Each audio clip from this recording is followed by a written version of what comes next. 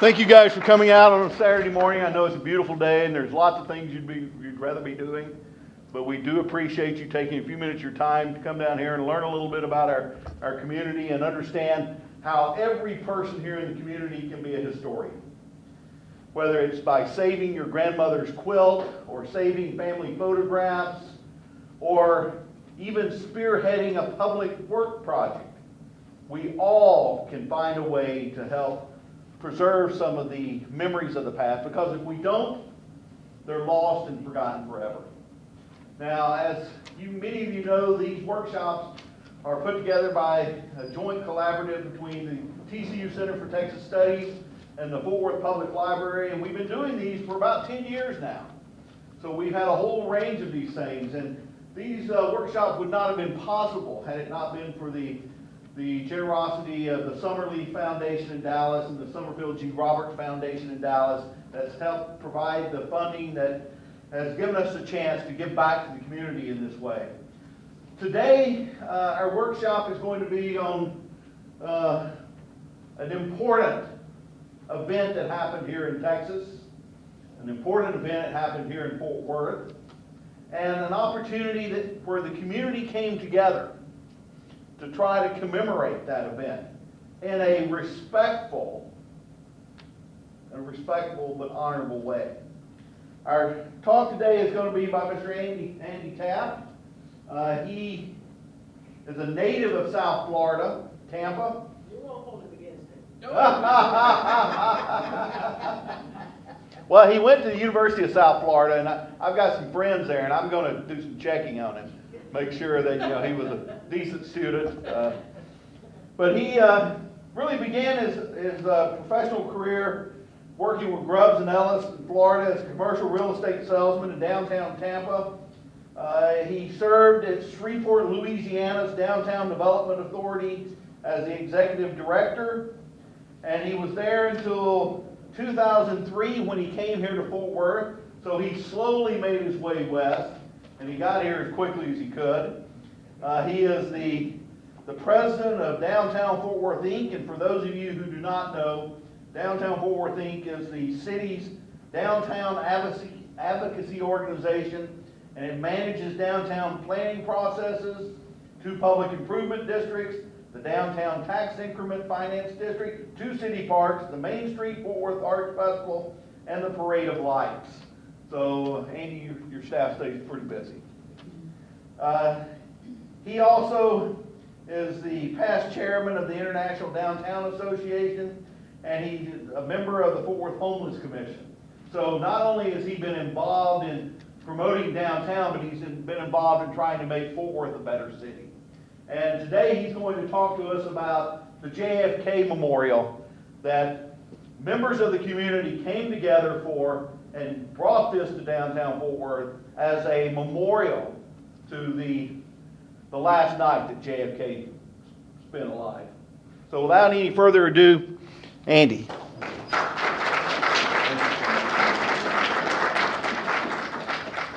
Thank you very much. Can you hear me? Yeah? All right, so Gene was right. I worked for Grubb & Ellis, which is a commercial real estate firm. I graduated from the University of South Florida, went right into that business. And as you heard in the introduction, this series of talks, one of the objectives is to let you know how you can be a historian. I never thought I would be a historian, and I don't claim to be a historian, but I did find myself in a remarkable place, given an opportunity to touch a day in history. And what a day it was. November 22nd, 1963 was a day that some of you are too young to remember. I know that I am. I was very young. I was born in 1963, I'm very, very well kept, very well preserved.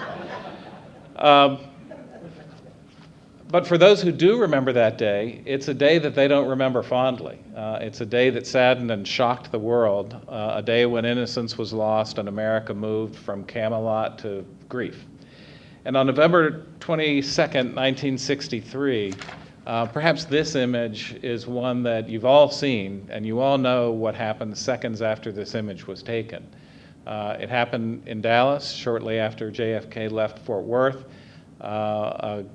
We think we might know what the truth is about that occasion, but what we do know is that Kennedy died, and that the governor of Texas was hit.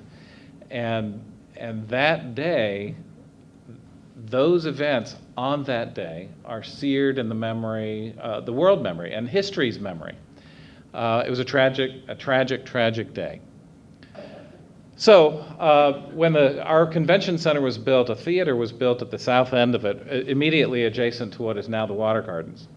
That theater was named the JFK Theater, and as late as 1995, the JFK Theater still stood. It was Fort Worth's memory of JFK's visit.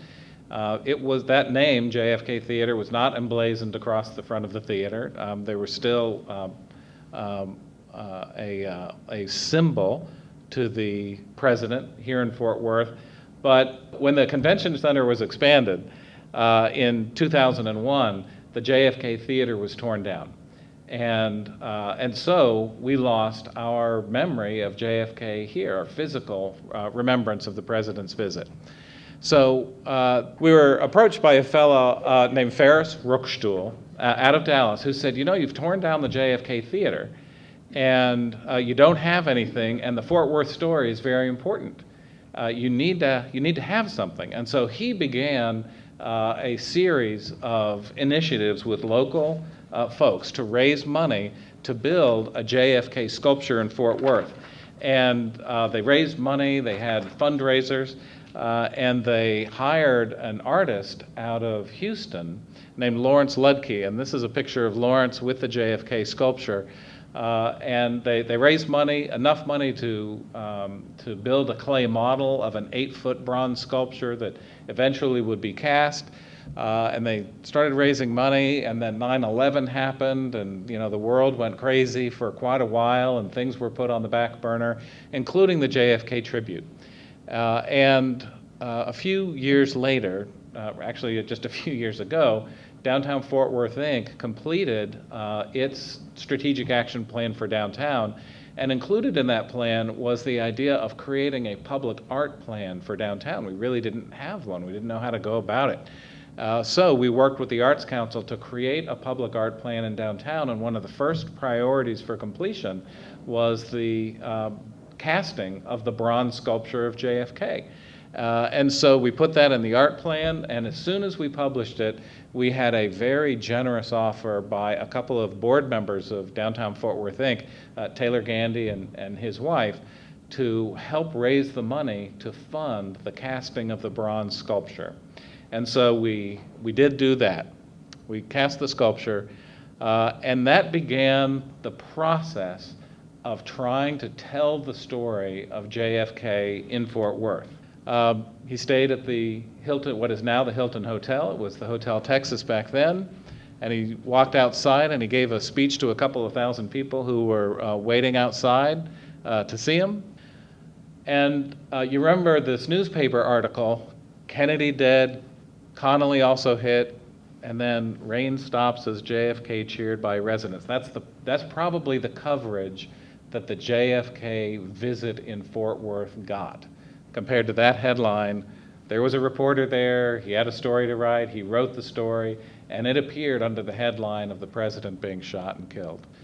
So, with that in mind, the sculpture that we wanted to put in the ground, this Fort Worth story that's kind of been lost to history, we knew that we couldn't just plant a sculpture in the ground, as beautiful as it was. We really needed to tell a story. And the Gandys in particular and the steering committee that we brought together helped us work through how we touch a day like November 22nd, 1963, which is so heartfelt and sensitive and raw still today in Dallas. We wanted to touch that date, but touch it respectfully, knowing what our story was and knowing what the Dallas story was, and not trying to step on it and not try to say one thing about Fort Worth versus Dallas, which, you know, the rivalry between Fort Worth and Dallas, it would be very easy to draw silly conclusions about what happened on that day.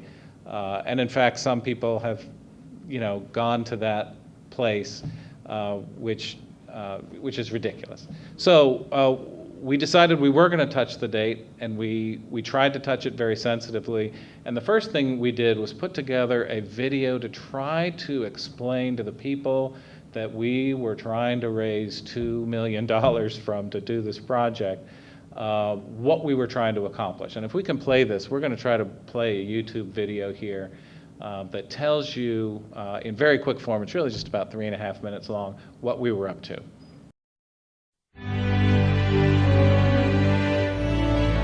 On the afternoon of November 22nd, 1963, the news of President John F. Kennedy's assassination shocked the world. It's one of the most tragic chapters in our nation's history. But few people know the whole story of that day, the story of John F. Kennedy's final night and triumphant morning in Fort Worth.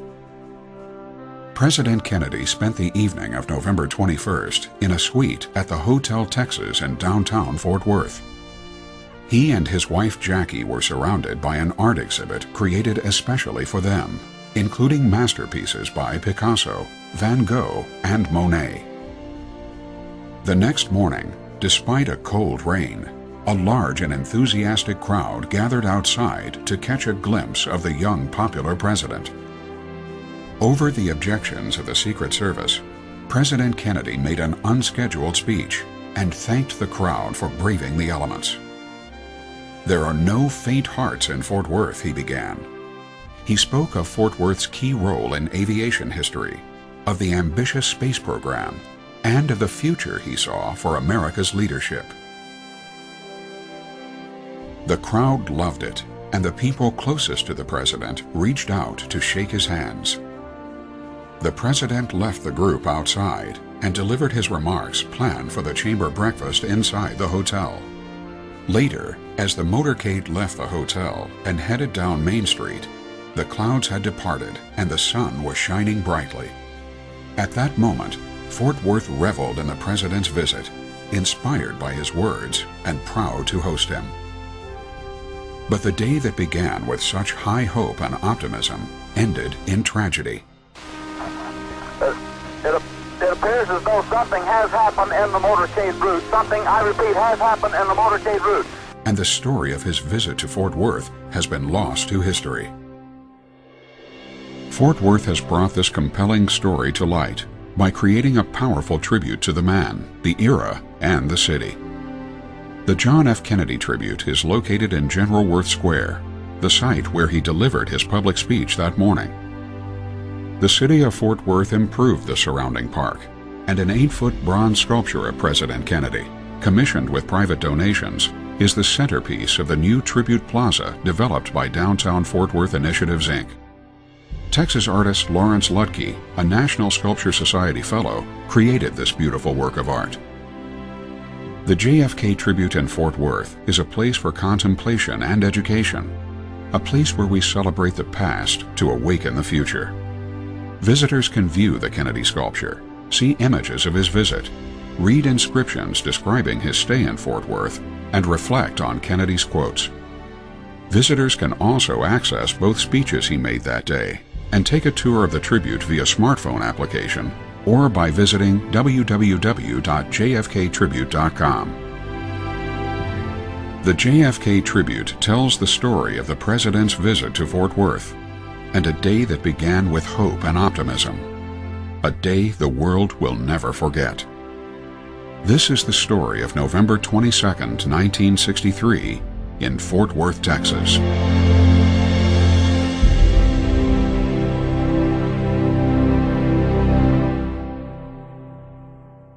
So that video rang a lot of bells, and the people that we showed it to were old enough to remember that event in Fort Worth history, and it was very successful. So we were able to raise the money that we needed to raise to touch this day in history, and fortunately, former Speaker of the House Jim Wright signed on with us as a co-chair. As you know, he's a presence at TCU.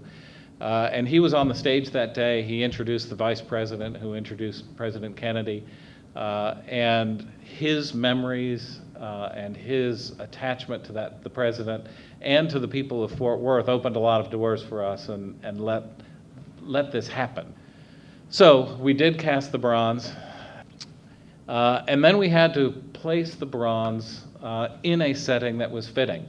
The first thing you need to know is that you can't just stick a sculpture in the ground. I didn't know that. I thought you could. Make a sculpture, put down a foundation, you got it, fantastic, right? That is not how it works. What happens is that the people who pay for the sculpture say, you know, that sculpture needs to be in a really proper place, and it needs to look beautiful, and by the way, that park looks horrible too, and we got to fix up the park. So that's how a $100,000 sculpture turns into a $2 million project, just like that. So we went out and approached a lot of the landscape architecture firms here in town, and actually put out a bid nationwide for proposals on how they would address this. We tried to tell them the story, and we could just kind of flip through these quickly. These are a couple of renderings of how different landscape architects thought that it might look. This is one where they did a 3D model and kind of showed us what it might look like in place. And all of these led to this one by Jacobs, Randy Sorensen of Jacobs, which is a local firm. And this one kind of caught our eye. The idea was to flatten the park, take out some of the elevation, bring it down to grade, have the sculpture in a very elegant setting with a wall behind them with the larger-than-life photos. These are the fundamental concepts that appealed to us. And this idea led to this rendering after a number of months of tweaking. And as you can see, we went from a linear to a curvilinear sculpture setting, and kind of a place that creates a room in the park. We did take it down to grade so that it's easy for people to get into, and we created this mini museum in a park right on our main street. That rendering led to a whole lot of this, about a year of choosing materials and choosing color of the photographs and the kind of materials that we were going to use, anguishing over every last detail, because as it turns out, when you do something on Main Street, a lot of people see it, people with opinions, and we were scared to death. Not only because we were touching a very sensitive date in history, but because of how we were physically manifesting that story in the public realm. So we spent a lot of time trying to get it right. And that led to a lot of construction. Took about 8 months to build. Everything was fabricated. There was nothing off the shelf about this. We tore up the park, made quite a mess for quite a while, and this led to this. And if you haven't seen the JFK Tribute at night, you really ought to go. We did spend a lot of time making sure that this tribute to the president and this moment in Fort Worth's history is as beautiful at night as it is during the day. So we have a lot of stories to tell, and this is where the history part comes in. That morning there was a breakfast in the hotel ballroom. Hundreds of people showed up. They were crammed. Boy, it's tight as sardines in a can. I mean, you couldn't wedge another person in that room. And look at the ticket price, $3. Fantastic. There was a breakfast with the President of the United States that cost $3 a head while I was still alive. That's not good. All right. There was an art exhibit created by Ruth Carter Stevenson for the President and First Lady. They flew into town late at night, got into Carswell. A ton of people were out there in the cold night waiting for him to arrive. He worked the fence line, shook hands. They came to the hotel after a long day of travel, including time in Houston. And they got to their room. They were tired. They went to bed early. They knew they had an early morning. They got up. The president came outside, gave his speech. He and the First Lady appeared at the breakfast the next morning. They went back up to read newspapers and get ready for the trip to Dallas. The First Lady was sitting at the couch, and on the coffee table was a little pamphlet that looked like this. And she looked at that and opened it up and realized that all of the artwork and the sculptures in the room were not copies. They weren't hotel art.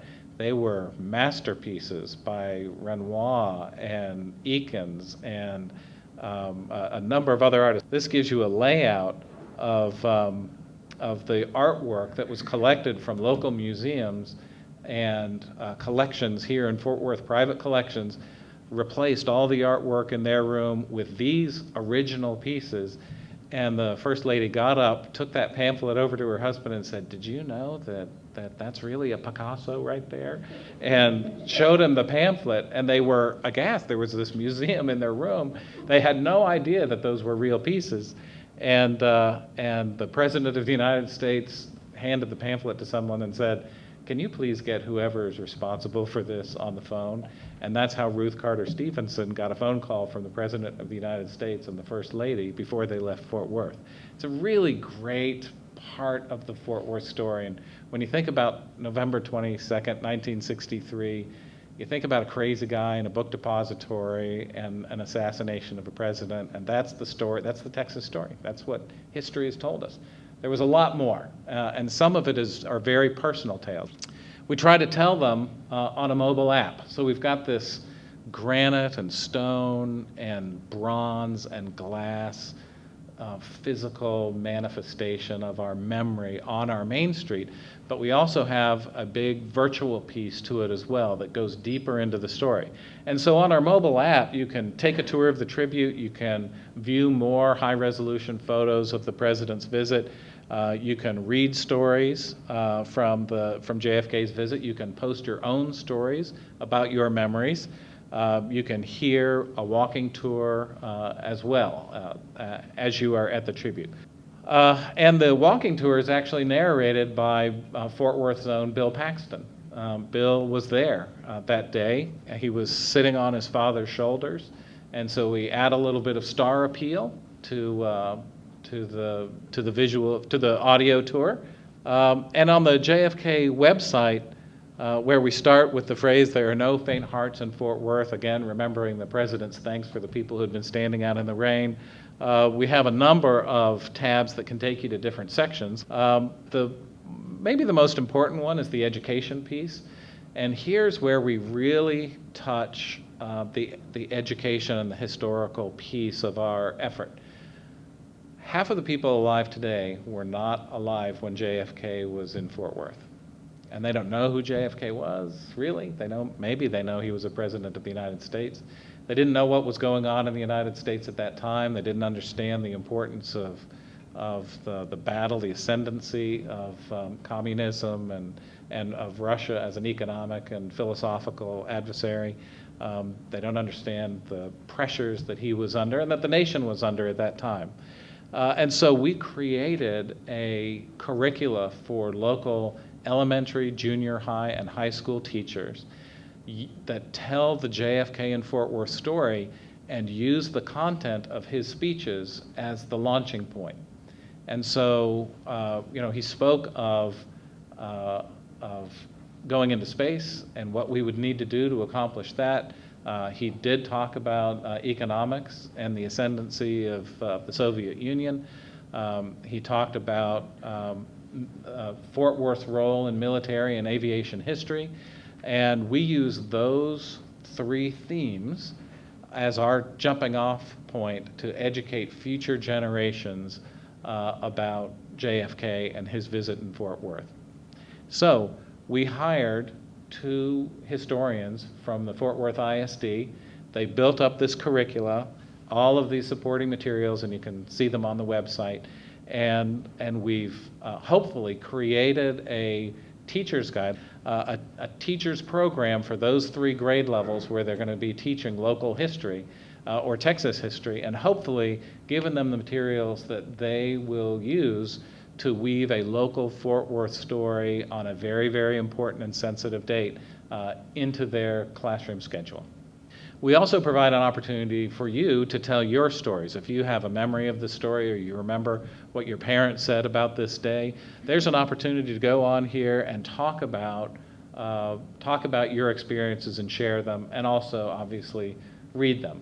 And when you read these remarkably touching stories, the 3-dimensionality of the day comes to life. And if you do nothing else, spend some time reading these stories. They really are very touching. Including one by Richard Curvin. Now, I didn't know who Richard Curvin was, and I bet you don't know who he is or was, but Richard Curvin was there that day. He attended the breakfast. And the thing you don't know about Richard Curvin is that he was a mercenary autograph hound. I mean, if somebody famous came to town, Richard Curvin would try to get that person's autograph, and he'd do anything it took to try to get it. Now, this story, by the way, is coming from his son, okay, who saw a newspaper article about what we were doing, and he said, there's a story you need to know about that day. So, Richard Curvin goes to the breakfast, gets a seat, listens to the president. He's ready to get an autograph, right? So, at 11:44 a.m., right, 11:40 a.m., 10:40 a.m., the President of the United States is walking through the Hilton lobby, and Curvin is on the prowl, right? And in the middle of the lobby, Curvin gets out a card, and he gets out his pen, and he's walking toward the President of the United States, who is also walking through the lobby. Just as the President's about to go through the door, a Secret Service man snatches away his pen and holds him back. And the President goes through, and he starts to wave to the crowd outside the hotel, starts to get in the limousine. The Secret Service man goes outside to protect the President. Curvin is left unattended. He goes right out the same doors, following the President of the United States, and he yells, "Mr. President, Mr. President!" And the President of the United States turns around and says, "Is there something I can do to help you, sir?" And he says, "Sir, that Secret Service man stole my pen." And the President turns to the Secret Service man and says, "Is this true?" "Yes, Mr. President, it is." "Look, that's his pen." "Well, give him his pen back." And the Secret Service man gives the President his pen back, or gives Mr. Curvin his pen back, and the President then turns to him and says, "Is there anything else I can do for you?" And he goes, "Can I have your autograph?" And the President of the United States signed that card. Mr. Curvin got his autograph, and as far as we know, that is the last autograph that the President of the United States ever signed. So those are the kind of stories you get when you ask. So you got to go about 2 years from when we started raising money to the day that we opened. And we opened in grand style in November of last year, a year before the 50th anniversary. That was strategic in part. There were two coinciding events. The first is we said we were going to open whenever we were done, and we weren't going to drag it out, and we weren't going to hustle it up and open prematurely. As it turns out, we really did not want to open in November because the Kennedy family would prefer to celebrate the president's life and not his death. But it was finished, and we were ready to go, and so we opened, not on the 22nd, but we opened in November. As it turns out, that's a year before the 50th anniversary. We know that the 50th anniversary is going to be a big deal in Dallas. They are scheduling a very respectful ceremony, and we did not want to distract from that. We are not going to be doing anything, our organization is not going to be doing anything on that day. Maybe a spray of flowers at the sculpture, but we don't have any business stepping on that day, especially on the 50th anniversary. And so Dallas is going to do a great job recognizing that, and the Sixth Floor Museum is very, very much a part of that. But we did open and had a great turnout on a beautiful day, featuring the Texas Boys Choir, who sang for the president that day. We brought today's version of them back to sing the same songs. And it really was a touching day. People were able to go in, see the president, take pictures. And this is a scene that you see very often now in downtown in what used to be a relatively quiet park. People coming up, taking pictures of themselves with the president, and getting immersed in the storyline. And hopefully, in our physical presence and in our online presence, here's what we're trying to communicate. Celebrating the life of JFK, his visit here in Fort Worth, and how we currently experienced it, his last public speeches, both the content and the context, which we've put online, and the importance of leadership for future generations. We're teaching the story of leadership, the power of words and ideas. And to help us tell the story, we enlisted Speaker Jim Wright. Gene Smith here from TCU was a big part of it. The Museum of Science and History helped us with the display and the storyline. Those exhibit designers are really good and gave us great tips on how we could present this story in such a public space. The sixth floor museum was very helpful for us as we tried to develop the tone that we wanted to have. The JFK Library in Boston, Fort Worth ISD, our architect Randy Sorensen, Shirley and Taylor Gandy were kind of the spirit behind this. We had a large steering committee, our staff, and the general public giving us the content that we needed. So how do we tell it? Well, first and foremost, we tell it through a museum quality bronze sculpture located right on Main Street. We present his biography, the Kennedy's biography, an excerpt from his inaugural, and if you haven't read the whole inaugural, it's worth doing. Everyone knows the "ask not" quote, but I would challenge you to read his inaugural and read what the next sentence is. He, ask not what your country can do for you, and then he asks the people of the world to work with us. And that last line is as poignant today as it was back in 1960. Speaker Wright's recollection, both in granite and we captured his thoughts in video, the website and our mobile app, and a series of quotes in the tribute itself. And why don't we just take a look at those real quick? Obviously, the statement that the President of the United States was here. Next. One little quick story. You cannot, as it turns out, you can't use the Great Seal of the President of the United States anytime you want to. In fact, you have to get permission from the White House calligrapher, and we did do that. We celebrate the past to awaken the future. JFK said that in 1960, and this is a moment in history that we are trying to communicate. And we thought that as you walk in, seeing a quote like that really sets the tone for the experience that we wanted to create. A man may die, nations may rise and fall, but an idea lives on. For such a character as JFK, a person in the American psyche whose ideas still resonate with generations that didn't know him, we thought that this quote on the water wall behind the sculpture was especially significant. Those ideas do live on. Great ideas don't die. And that's an important lesson for future generations, the power of ideas and the words and the actions that move them from ideas to reality. Speaker Wright, we've asked Speaker Wright to give us his thoughts on the day, and we have them in both English and Spanish carved in granite on the wall. And this is kind of how we lightly touch on what happened later in the day. As the motorcade traveled Main Street, thousands cheered and ticker tape rained from the office towers. The sun was shining, and President Kennedy's last two speeches rang in the ears of those who had been lucky enough to hear them. We thought that was a delicate touch, alluding to the tragedy that would happen later that day. And of course, there are no faint hearts in Fort Worth. This is what you see as you arrive at the Hilton. This is actually on the back of the tribute, and it's kind of an introduction for those arriving into town. Speaker Wright spoke at our opening celebration. That man is living history. If you ever have the opportunity to sit down and talk to him, he will spin tales and history, living history, for you, and is a remarkable man.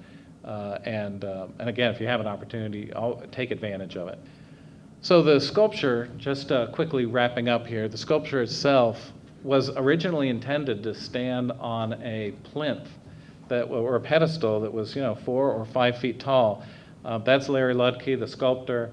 The guy's 6'5". And so the original intent of him was to have this, like a lot of his other sculptures that you would see at Texas A&M and the Pentagon and other places, standing on this large sculpture, on this large pedestal. And we didn't want to do that. We worked with his estate. He passed away before it was cast in bronze. we worked with his estate on what we were trying to accomplish, that we wanted people to relate to the sculpture and be a part of it. And so, so this is how we present the sculpture now. And this is how people react to it. I think if it were standing on a 4 or 5 foot platform, you wouldn't be able to have this kind of relationship with a piece of art and with your memories of the human being. You wouldn't believe the number of people that we see coming up to that sculpture and holding his hand or hugging him and getting their pictures taken, sometimes hugging him and not getting their pictures taken. It's really a remarkable and touching thing. So we put him down at ground level. It's still a heroic scale. It's about size and a half. But we put him on the ground so people could have a relationship with him and interact. This is during the Main Street Fort Worth Arts Festival just a couple of weeks ago.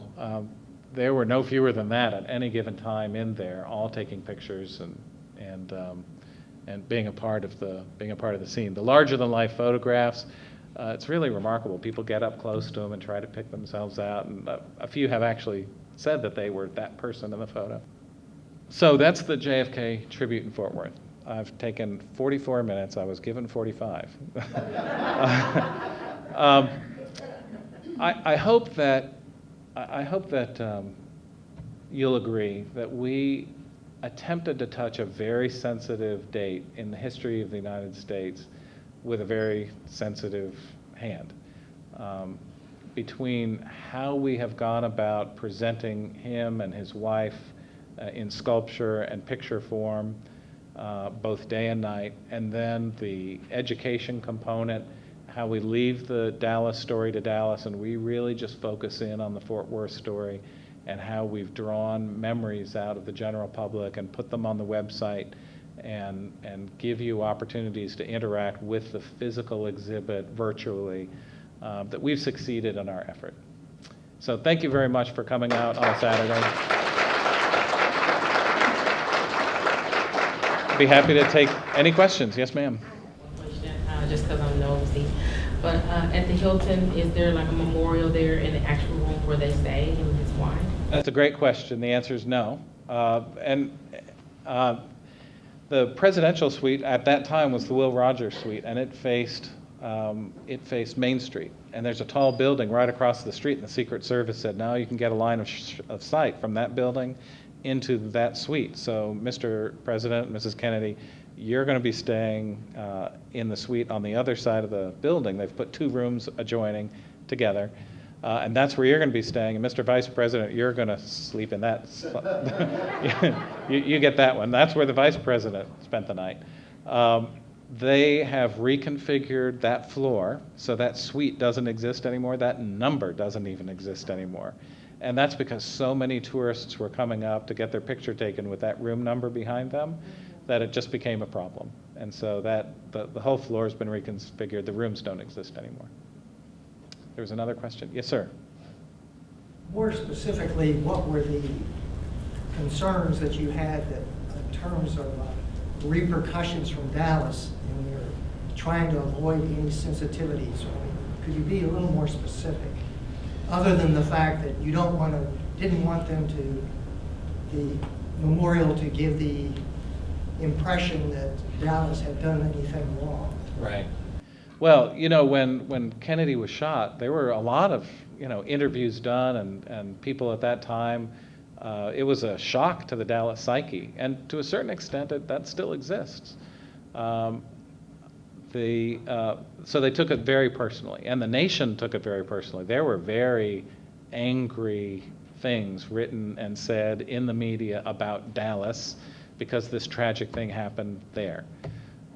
We did not want to play in that at all, and with the historic rivalry between Dallas and Fort Worth that was really fostered by Fort Worth and probably Amon Carter in particular, that all of those things, I think, had the potential of playing in together and communicating messages that had nothing to do with the Fort Worth story. So anything that would generate that kind of connection would distract from the story that we were trying to tell. So there were 2 objectives. One is let's make sure we do everything very, very respectfully, make sure that we touch this date in history very, very well. Let's make sure that the Dallas story is told by people in Dallas and not in Fort Worth, so we don't play into that, and so that we don't muddy the crystalline message that we're trying to present with that other stuff that isn't real. Well, and I would also say that in the early discussion, there was a talk about celebrating his life and not memorializing his death. Now, that's a good point. This is a tribute to JFK, not a memorial. We never use the word memorial. So this is the JFK Tribute in Fort Worth, and we just wanted to make it about the downtown, the Fort Worth story, and not give anybody an opportunity to introduce crazy, political nonsense into it. Yes, sir. So was the occurrence of the plan of the sculpture in your art plan for the downtown area sort of a coincidence of coming together? That's a great question. The way this started was Ferris Rookstool, who I mentioned at the beginning. Ferris is from Dallas, and he came to Fort Worth and said, "You really need to do this." And that was about 15 years ago or so. And then 9/11 happened and it kind of dropped off the radar screen, but that clay sculpture had been done in Houston. We did our strategic action plan in 1993. A couple of years later, we finished our public art plan, or we were doing our public art plan, and this idea was integrated into the public art plan. And when we completed the plan, somebody picked up the ball, or Taylor Gandy saw it and said, "I think we'd like to help you with it." So it was there kind of sitting as an opportunity. Served as kind of a takeoff of that plan. That's exactly right. Enough time had gone by past 9/11. We were really ginning up some more activity in downtown. And the time was right. All the stars aligned, the time was right. And I think you can also say that Shirley and Taylor are of the generation that remember JFK and wanted to do something in his memory. Well, wanted to do it and were extraordinarily passionate about it. Hundreds of hours they spent. I'm curious, in your art plan, does it have a direction that is historical or more storytelling or? The JFK piece? No, your general plan. Yeah, well, the art plan does have historic components. That is a piece of that. We illustrate all the art that's in downtown, and then we talk about appropriate places for art going forward and opportunities, and we give people who want to find an outlet for art in downtown. We provide a lot of ideas that might lead to other ideas, but just to get the ball rolling on the conversation. There's a question. Yes, sir. Was part of this sort of a cathartic event to try to possibly, tell a different story than Texas is the place where JFK died, since it was an active decision not to have a memorial of death but a celebration of life, to try to draw away, I guess, a little bit of that pain from it? It turned into that for me. I'm not even from Texas. It certainly was that way for the Gandys. It evolved into that. It started with, we've got this opportunity for sculpture that's half finished. Wouldn't cost us a lot of money. We need to finish this thing that people started a number of years ago. That's how it started. And then we saw the sculpture and it was so beautiful. The Gandys immediately said, okay, it can't be just a sculpture. It needs to be in the proper setting. And then the proper setting conversation turned into a storyline. And that's where the Museum of Science and History and TCU came in. What is the storyline? What are we trying to say with the sculpture and the setting that we're going to put it in? And that took some time.